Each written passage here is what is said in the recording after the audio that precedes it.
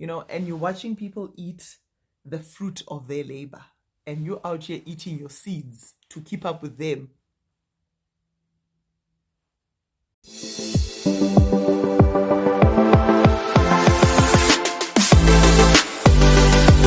Hello, besties.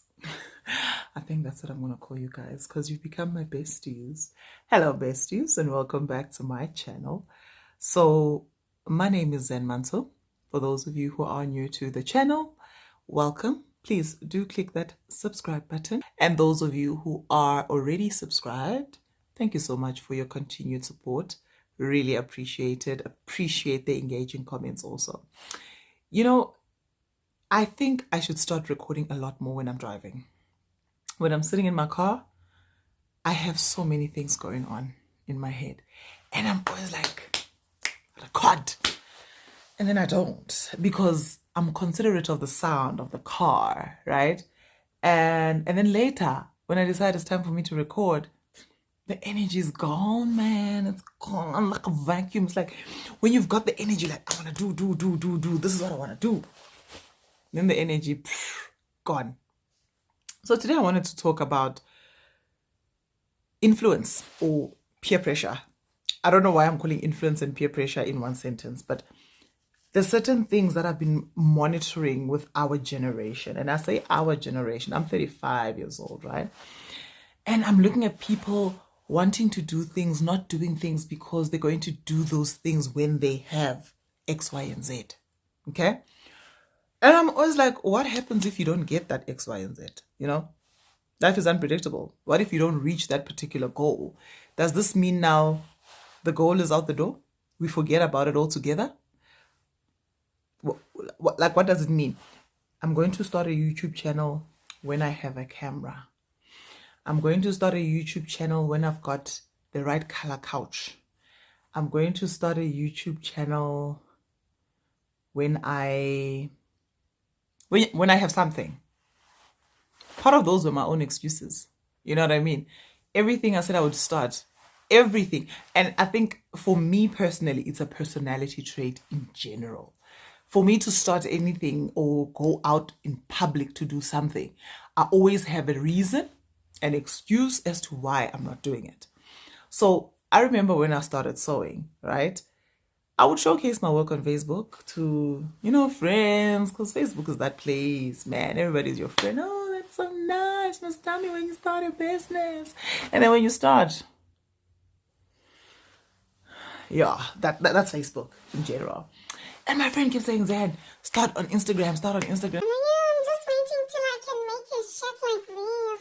I'm waiting till I can do that. Like I kept procrastinating the start because I had to be perfect to start. I had to be perfect. I don't know why we are like that. I don't know why I'm wired like that. But I know for a fact that a lot of people are missing out on great opportunities or figuring themselves out because they're always waiting for something. And my background is so busy. Guys, this is my sewing room. Please, if you want to judge me, go ahead and judge me. But this is my sewing room. If you've ever sewn in your life, you'll know what a sewing room looks like. Sewing room is the one place where you let your energies flow and the creativity go. And yeah, sometimes it gets messy, okay? So please don't judge my background. Full stop. Okay. So I think I wanted to talk about that particular part of we want to do things, right? But we never do things because the people we follow or the people we aspire to be on social media already have the lifestyle that we want to portray. And therefore, we're not going to start because our backgrounds look the way mine looks right now. We want to start with a background that is already, popping, showing who Simon, I'm living the best life. I'm living the good life. And I don't know where that comes from. And I keep saying that our parents were actually a very lucky generation in the sense that if they matriculated, I'm saying that because my mom didn't matriculate, right? If your parents matriculated, their friend would move and go to the Eastern Cape because she got married to a guy in the Eastern Cape. She would stay in Joburg, get a job at Checkers or get a job as a domestic worker. And after 15 years, she will bump into that person she went to school with. And it would be, oh my God, so lovely to see you. How is life? Oh, and she would come back happy with, oh man, I bumped into a friend of mine from school. So amazing. She lives in Pretoria now. You must meet her. That's how they were. But in this day and age, from the moment you matriculate, everybody knows what's happening in your life because it's on social media, especially if you're on social media, right? It's posted, it's there. Now you're sitting there, you're like, ooh, so-and-so is doing so well. Ooh, this one is doing this. And we live in an era where, not necessarily an era, but it happens with people, right? That some people figure themselves out quicker than others. There's people who discover who they are quicker than others. People who achieve their goals quicker than others. It's life in general, I mean, if I were to judge my own life on somebody my age, I would be sitting there going, oh, Abo Peltusi have izindlu Essentin or wherever, or Abo Bonang, because those are the age group of people that I fall under. Am I now going to dismiss where I am in life because I didn't land a presenter gig and start earning big bucks? And I didn't discover myself until I'm still discovering myself, by the way. Yeah. So that part, still a journey, And some of us are late bloomers, guys. We are late bloomers. You reach the age of 35 and you're like, pause. Who am I? What am I about? What do I want to achieve? Some people at 40, at 35, you look back, you see the mistakes you made, things you wish you could have done better with money, etc., or with life in general. But this instant life, this noodles life, this popcorn life of expecting that at 25 we are going to be successful, we are going to be, the Uncle Waffleses of this world and whoever, is really causing, I don't know if I should say unnecessary pressure or if I should say we take the influence negatively and put unnecessary pressure on ourselves. I don't know, whichever one it is. But that thing, honestly, I don't want to lie, it annoys the crap out of me. I'm like, guys, I don't know why we need to put ourselves under so much pressure. We cannot be genuine as humans and say, you know what? I'm doing the best that I can. This is life. Life is difficult and everybody's going through something. Everybody is going through something. And we need to stop this pretending thing that life is perfect. We need to stop pretending this perfect picture life that is going on. And okay, yes, some people's lives are perfect, maybe. I don't know. They're living the good life. They're showcasing their good life. And maybe you are taking the wrong out of it instead of taking motivation to say, this is the kind of life I'd love to live. This is the kind of life I want to work for. Instead, you're like, I want the life right now. I want a man with money. Okay? If you ain't got money, it ain't it.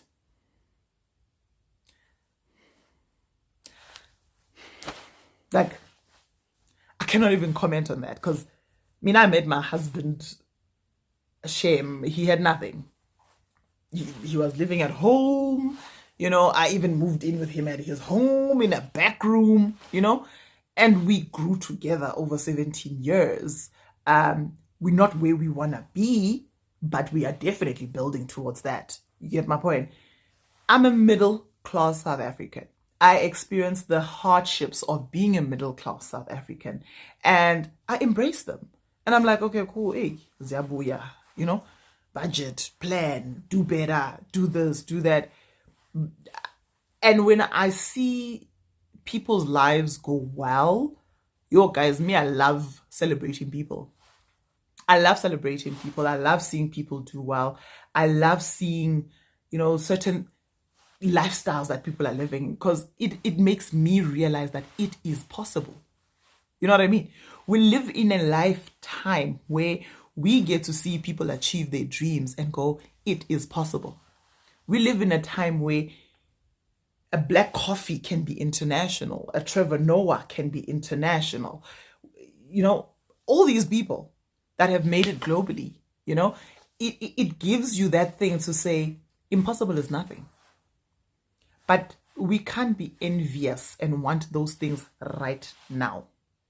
You know, and you're watching people eat the fruit of their labor, and you're out here eating your seeds to keep up with them. Why? Think. I don't like peer pressure. I've never succumbed to peer pressure.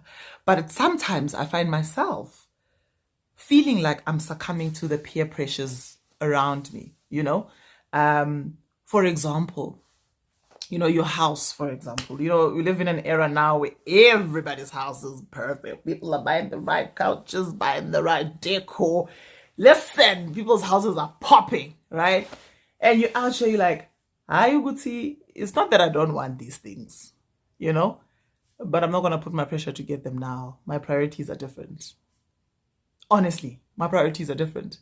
My priorities are, I need to make sure that I've done XYZ. I'm just going to put it that way. There's certain things I prioritize. So finishing off paying my car, then making sure that I'm saving because my daughter's going to varsity in the next 4 years, etc. Because obviously I've got kids. And like I said, I'm a middle-class South African. I'm not earning big bucks where I can afford to buy a couch and complete my, finish buying my car and, right? I have to plan ahead. If this is the couch I want, I'm planning. I'm like, okay, cool. That's the couch I want. How much is this couch? All right. This couch is going to cost me 19,000, right? How long is that going to take me to save?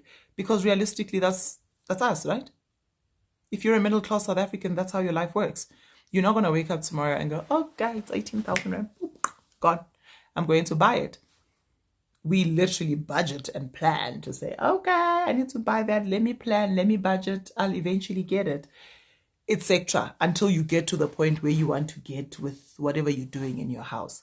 So I think the point of my rant really is to say, don't be too shy that you're a late bloomer.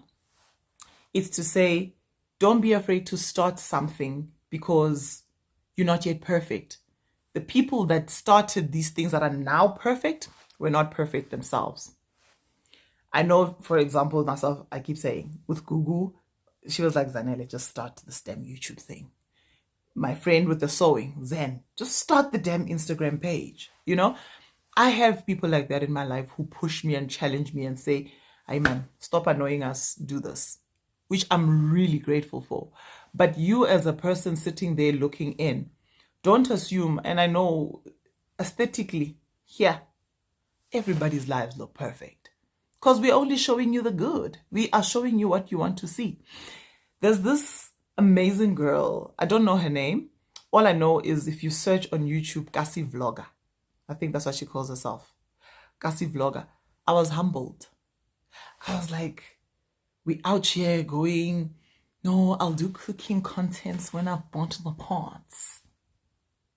Sweetie pie. Not everybody is at that level of aesthetics and what that have been achieved. We would love to get there. We would love to get there, right? We are working towards that because life is a different game, guys. We don't all get to where we want to go at the same time, and we don't also go in the same direction. We don't all meet a guy, fall in love, he proposes, we get married, we wait so long, we get kids, and life is planned out. We go to college, etc. All those things, it doesn't play out like that for everybody. It doesn't. Some, you have a child first, then you get married, then you get the degree.